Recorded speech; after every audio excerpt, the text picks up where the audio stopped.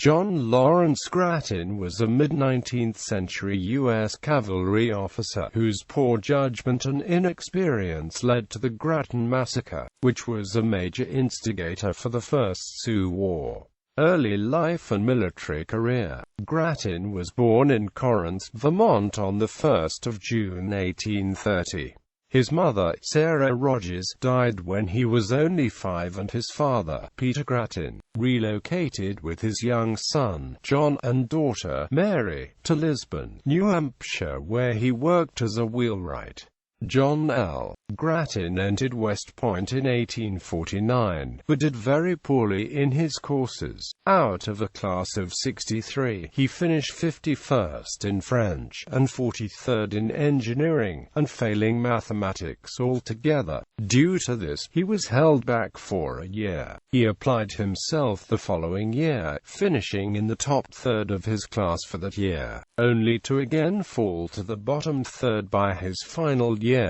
In 1853, he graduated 36th out of a class of 55. Fellow graduates that year were James B. McPherson, Philip Sheridan, John Bell Hood, and John Schofield, all of whom would go on to fame during the American Civil War. Grattan, however, would achieve what fame he did receive due to a mistake during his very first command.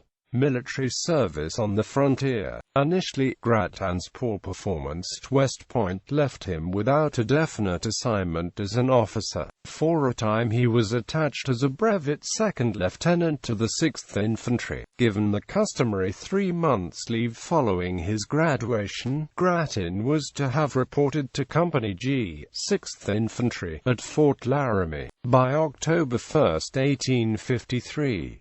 However, he failed to arrive until November 16, 1853.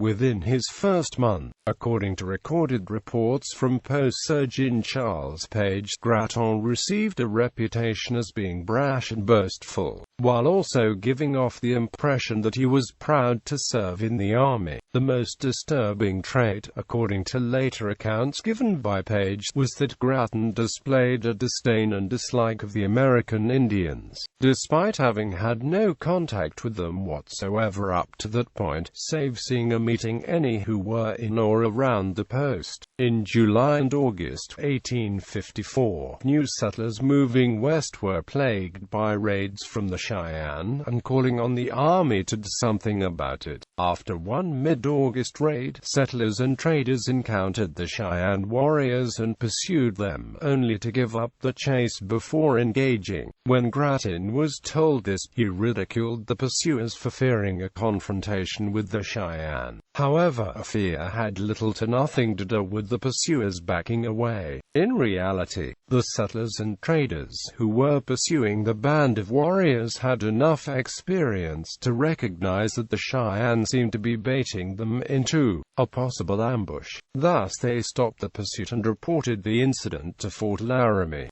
During his ridicule of the men, Grattan stated that with 10 men he could defeat the entire Cheyenne nation. Around this same time, in expectation that treaty annuities were soon to come, elements of the Lakota and Oglala had camped near the fort. Collectively, the Sioux villages spread across a 3-mile area along the North Platte River. In the Native American camps, seasoned chiefs were struggling to control the more impatient young warriors, who were angered by the sight of the people starving, and over former broken promises by the whites. This would be compounded by the fact that Fort Laramie was at the time under the command of 2 young, inexperienced officers, with one being a brash and totally untested young second lieutenant.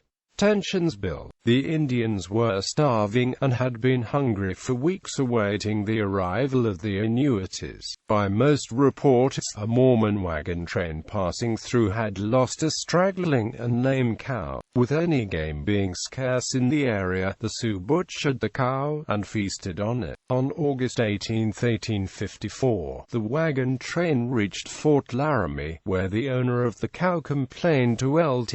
Hugh Fleming that his cow had been stolen by the Indians. Reports vary, with the most reliable accounts stating that the owner noticed that the cow was missing, and returned to find that the Indians had butchered it. Lt.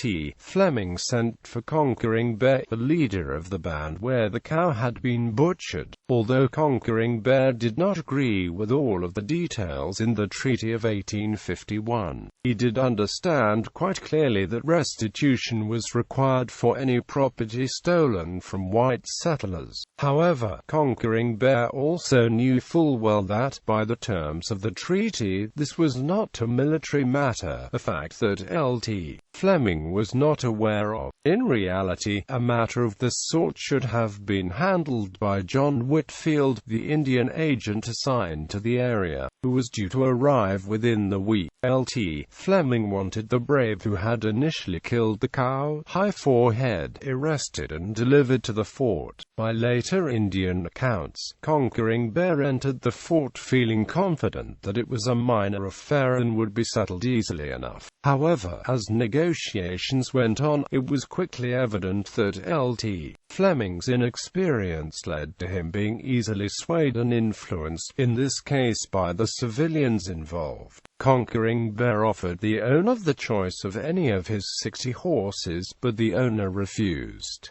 The owner of the cow instead wanted $25 in cash. By this time, Lt.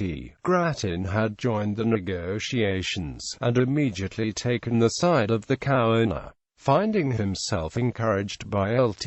Grattan's support, the formerly uncertain Lt. Fleming now demanded that High Forehead be arrested and brought to the fort. Alarmed, Conquering Bear attempted to explain that he had no authority over High Forehead, who was of another tribe and who was a guest in his village, therefore making it impossible by his tribe's traditions to arrest him. Conquering Bear left the fort riding back to the village. He had offered to show the soldiers the lodge of High Forehead, but insisted that he nor any of his people would assist in his arrest. Lt. Fleming was known to the Sioux, and had previously led an attack on a village, with minor casualties, but nonetheless enough to give Lt. Fleming confidence in dealing with the Indians. Lt. Fleming led a detail into the village, but getting the feeling that an arrest would most certainly result in violence, Fleming initially made a solid decision, that being to await the arrival of the Indian agent, John Whitfield. However, Lt. Grattan pressed Fleming when the latter returned to the fort, pushing him to allow Grattan to lead a force into the Indian village to arrest High Forehead. The next morning, Lt. Grattan was authorized by Lt. Fleming to depart with a force of 22 troopers. Another poor decision on the part of Fleming, as the entire post was made up of only 75 soldiers, and the day 32 were away on wood and hay cutting details. Thus, once Lt. Grattan left the fort, Fleming was left with only a small number of soldiers. To make matters worse, Lt. Grattan took 29 troopers, 7 more than Fleming had authorized, in addition to 2 artillery pieces. Sergeant Leodegar Schneider would later say he did not volunteer due to his belief that the 2 inexperienced officers were making bad decisions, and thus not being ordered to go. He did not. Most of the soldiers accompanying Lt. Grattan were experienced soldiers. However, as the translator, the detachment had Lucien August, who spoke the Dakota language poorly, and who was despised by the Sioux. Lt. Grattan, having no prior experience with the Indians whatsoever, was now leading his small force into a major Sioux encampment which was filled with young warriors tired of what they considered to be lies told by the white government. Grattan massacre. August was drinking heavily while en route to the encampment, and Lt. Grattan either did not notice or ignored this. By the time the party reached the encampment, August was completely intoxicated. Lt. Grattan did notice this intoxication after their arrival, angrily taking August's bottle and smashing it against his saddle. Had he ordered August back to the fort at that point, it might possibly have altered the events that followed. For the first time Lt. Grattan saw the size of the village into which he had led his men. The village was made up of some 600 Sioux lodges, with a population of some 4,800 people, of which approximately 1,200 were warriors. By this point, some of the more experienced soldiers were voicing quietly that the small force was not in a good position, and leaving would be advisable. Halfway into the village, now seeing painted warriors who were openly hostile and riding aggressively around the column, Lt. Grattan stopped and asked the advice of James Bordeaux, an experienced trader who had lived on the frontier for many years. Bordeaux had been at Fort Laramie when the earlier incident happened with Conquering Bear, and was in the village trading when the army column entered. He was not aware that the army intended on arresting High Forehead. Bordeaux would later state that August, the translator, was openly intoxicated and yelling to the Indians that the army had come to kill them all. Lt. Grattan spoke with Bordeaux and asked how this matter could more easily be solved without bloodshed, to which Bordeaux responded that Grattan should speak again with Conquering Bear and let him handle the matter in his own time. At this point August was calling the Sioux warriors women, and was riding wildly around on his horse saying they had come to fight, not to talk. Lt. Grattan led his force deeper into the village, and located High Forehead, who upon being ordered to surrender, High Forehead dared Lt. Grattan to come fight him man-to-man, and that he would die rather than surrender. This annoyed Grattan greatly, who now turned to negotiating with Conquering Bear. The Indian leader requested that Lt. Grattan have soldiers go and retrieve James Bordeaux to translate, as August would not translate correctly, and he was intoxicated. One of the Indian leaders, man afraid of his horse, went and retrieved Bordeaux. However, before Bordeaux arrived, the tension between Lt. Grattan and Conquering Bear had increased. Bordeaux quickly realized before he reached the meeting spot that violence was obviously not going to be avoided, and he turned back. At some point, Lt.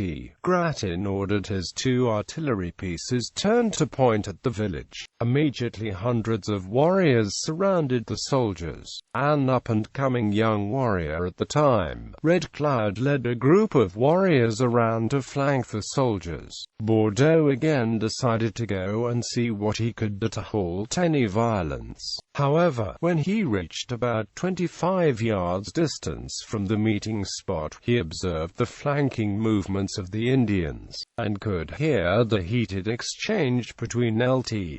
Grattan and Conquering Bear. He again retreated. Bordeaux returned to his trading post, where he told all traders inside to load the weapons, as a fight was coming. Lt.